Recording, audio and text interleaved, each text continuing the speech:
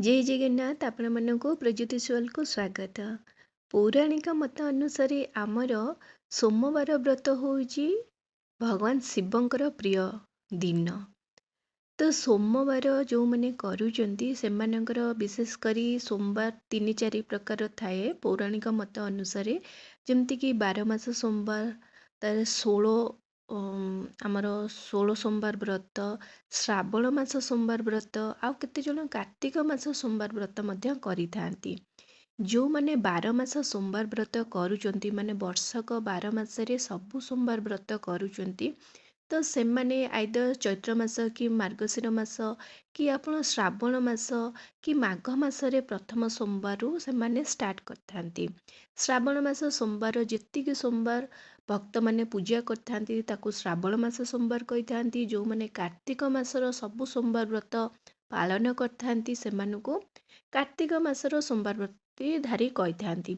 जो माने 16 सोमवार व्रत करिथांती तो सेमाने विशेष करी 4टी मासरे विशेष करी सेमाने आरंभ कर परिबे जेमति कि चैत्र मार्गशीर नहले श्रावण एहीपरि मासरे कौनसी मासरे स्टार्ट कर परिबे। किंतु श्रावण मासर जो प्रथम सोमवार पड़ुची सेटा कृष्ण पक्ष हो कि शुक्ल पक्ष हो सेमती किछि बारण नाही। यदि आपण श्रावण मासर प्रथम सोमवार ही 16 सोमवार व्रत करूचंती ताहाले तार शुभ फलदायी आपनको मिले। भोलेनाथ आपणकर सबु मनोकामना पूर्ण करथांती।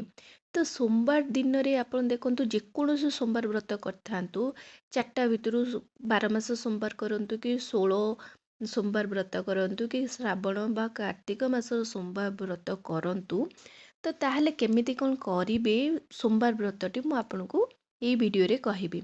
देखो सोमवार व्रत तो सोमवार दिन ही भगवान शिव को बहुत भल दिन आपण किछि मु आपण पूर्वरु भी एबे कहली श्रावण मास होची हमर धर्म मास पवित्र मास।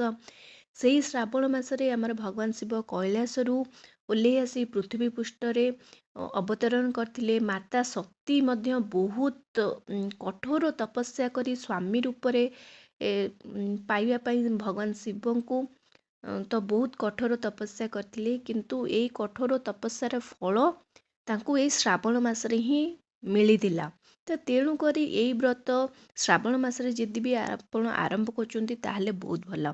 तो सोमवार जो व्रत अछि आपण सबु वर्गर सबु समस्ते करें जमती कि जो माने वयस्क व्यक्ति माने सेमाने करें जो माने अविवाहिता पुओ झियो अछंती सेमाने मध्य करें जो माने विवाहित पुरुष आ महिला अछंती सेमाने मध्य करें। जदि अविवाहिता महिला माने कि अविवाहिता झियो पुओ माने सेमाने निजर निज पई करिपरिबे नहले गोटे भल बर पाइबा पई भल स्वामी पाइबा पई मध्य झियो माने करिपरिबे। महिला माने निजर दाम्पत्य जीवन सुखमय हो तांकर संसार सांसारिक जीवन सुखमय हो सेही महिला माने करिपरिबे नहले संतान प्राप्ति पई मध्य करिपरिबे नहले पुरुष माने मध्य सुख शांतिपूर्ण जीवन पई करिपरिबे। जदि कुंडली रे किछि दोष रहउछि ताहले मध्य पुरुष होंतु महिला हो मध्य एई व्रत सोमवार व्रत करिपरिबे। देखंतु जदि आपण कौनसी व्रत करचंती ता पूर्वरु आपण संकल्प नियंतु आपण भल भाबरे मुंड धोई गाधांतु घर को परिष्कार परिच्छन्न रखंतु। तो आपण चाहिबे जदि सोमवार व्रत घरे मध्य कर परिबे आपण चाहिबे जदि मंदिर रे कर परिबे। किंतु जे कोनोसी व्रत करचंती ताहाकू विधि विधानर सहित पूजा करंतु ब्रह्मचर्यर परिपालन करंतु ता सहित ब्रह्म मुहूर्त रे माने सूर्य उदय हवा पूर्वरु उठी करी निजुको घर को परिष्कार करने सहित निजुको मध्य शुद्ध करंतु गंगा जल रे गाधांतु मुंड धोई गाधांतु धुआ लुगा कि सफा पोशाक आपण पिंधंतु। से दिन विशेष करी गाढ़ा रंगर जेमती कि कला हो नील हो तो यही रंगर वस्त्र पिंधंतु नहीं। तापरे भगवान शिव को माने दिन सारा आप ओम नमः शिवाय ओम नमः किछि न जानले पछे ओम नमः शिवाय ओम नमः शिवाय मंत्र जाप करंतु। आपण जदि घरे पूजा करचंती प्रथमे घर ठाकुर को पूजा करंतु माँ बृंदावती को पूजा करंतु तापरे आपण सूर्यदेव को पूजा करंतु तापरे आपण जेकोनोसी स्थान रे पूजा करिवे भगवान शिव को सही स्थान को गोबर पानी प्रथमे से स्थान को पोछि देबे मुरुज ପକେଇବେ, କଳସ ସ୍ଥାପନା କରିବେ। ଆପଣଙ୍କ ପାଖରେ ଯଦି ପ୍ରତିମା କିଛି ନାହିଁ, ଆପଣ ଗୁଆ ମାଧ୍ୟମରେ ମଧ୍ୟ ପୂଜା କରିପାରିବେ। ତାପରେ ଆପଣ କ'ଣ କରିବେ, ଅଖଣ୍ଡ ଦୀପ ଗୋଟେ ଜଳେଇବେ। ଜଳେଇ କରି ଆପଣ କ'ଣ କରିବେ, ସେଇ ଯଦି ଆପଣଙ୍କ ପାଖରେ ପ୍ରତିମା ଅଛି, କି ଗୁଆରେ ଆପଣ କ୍ଷୀର, ଦହି, ଘିଅ, ଗଙ୍ଗାଜଳ, ମହୁ ଏହି ସବୁ ଦେଇକି ପଞ୍ଚାମୃତ ଦ୍ୱାରା ମଧ୍ୟ ଆପଣ ଅଭିଷେକ କରିପାରିବେ। ବେଲପତ୍ର ଆପଣ ଅର୍ପଣ କରିବେ। ତ୍ରିଶାଖା ବେଲପତ୍ର ଆପଣ ଅର୍ପଣ କରିବେ। ତାପରେ ଚନ୍ଦନ ଅର୍ପଣ କରିବେ, ଫୁଲ ଅର୍ପଣ କରିବେ। ଫୁଲ ଭିତରେ ଆପଣ ଭଗବାନ ଶିବଙ୍କର ପ୍ରିୟ ଫୁଲ ଯେମିତିକି ଧଳା ମନ୍ଦାର, ଅପରାଜିତା, ଦୁଦୁରା, ଆପଣଙ୍କର ଅରଖ ଫୁଲ, ଗଇସ, ଶମୀ ପତ୍ର, ଦୁବପତ୍ର, ବରକୋଳି ପତ୍ର, ଏହିପରି ଭାବରେ ଆପଣ ସବୁକିଛି ଅର୍ପଣ କରିପାରିବେ। ଅକ୍ଷତ ଅର୍ପଣ କରିପାରିବେ। ନୈବେଦ୍ୟରେ ଆପଣ ଫଳମୂଳ ଯାହା ବି ଆପଣଙ୍କର ଇଚ୍ଛା ଫଳମୂଳ ଆପଣ ଅର୍ପଣ କରିପାରିବେ। ଚାହିଁବେ ଯଦି ଆପଣ ସେଦିନ କିଛି ପ୍ରସାଦ ଯେମିତିକି ଅଟାର ପ୍ରସାଦ ମଧ୍ୟ ଆପଣ ନିଜେ ଘରେ ତିଆରି କରି ମଧ୍ୟ ଅର୍ପଣ କରିପାରିବେ। ଦୀପ, ଧୂପ, ଝୁଣା, କର୍ପୂର ଲଗାଇ ଆପଣ ଆଳତି କରିପାରିବେ। ସେଦିନ ଭଗବାନ ଶିବଙ୍କୁ ଆପଣ ନୀଳ ରଙ୍ଗ, ଧଳା ରଙ୍ଗର ଫୁଲ ମଧ୍ୟ ଅର୍ପଣ କରିପାରିବେ। ଦେଖନ୍ତୁ, ଏଇଟା ହେଲା ପଞ୍ଚ ଉପଚାର ବିଧିରେ ଆପଣ ଘରେ ପୂଜା କରିପାରିବେ।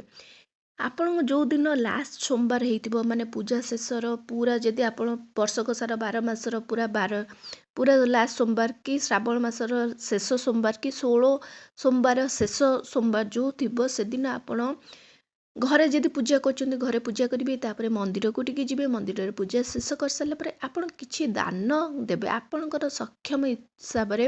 ତ କିଛି ନା କିଛି ଆପଣ ଦାନ ଦେବେ, ଯାହା ବି ହଉ। ବ୍ରାହ୍ମଣଙ୍କୁ କିଛି ଦାନ ଦେବେ, ଛୋଟ ଛୁଆଙ୍କୁ କିଛି ବି, ଲଡ଼ୁ ହଉ, କ୍ଷୀରି ହଉ, ଖିଚିଡ଼ି ହଉ, କି କିଛି ନଦେଲେ ଗୋଟେ ଗୋଟେ କଦଳୀ ହଉ, ଫଳମୂଳ ଆପଣ କିଛି ତ ଆପଣ ଅର୍ପଣ କରିବେ। ତା ସହିତ ଗାଈ, କି ଆପଣଙ୍କର ଯଦି ପାଖରେ ଦେଖୁଛନ୍ତି ବାଟରେ ଗାଈ ହଉ, ବଳଦ ହଉ, ସେମାନଙ୍କୁ ମଧ୍ୟ କିଛି ଖାଇବାକୁ ଦେବେ। କାରଣ ପୂଜା କରିବା ଠାରୁ ବେଶୀ ମହତ୍ତ୍ୱ ହେଉଛି ଦାନର। ତ ତେଣୁ ଦାନ କରିବାକୁ ବିଲକୁଲ ଭୁଲନ୍ତୁ ନାହିଁ। ଆପଣଙ୍କର ସକ୍ଷମ ହିସାବରେ ଟଙ୍କାଟେ ହଉ ପଛେ ଆପଣ ଦାନ କରନ୍ତୁ।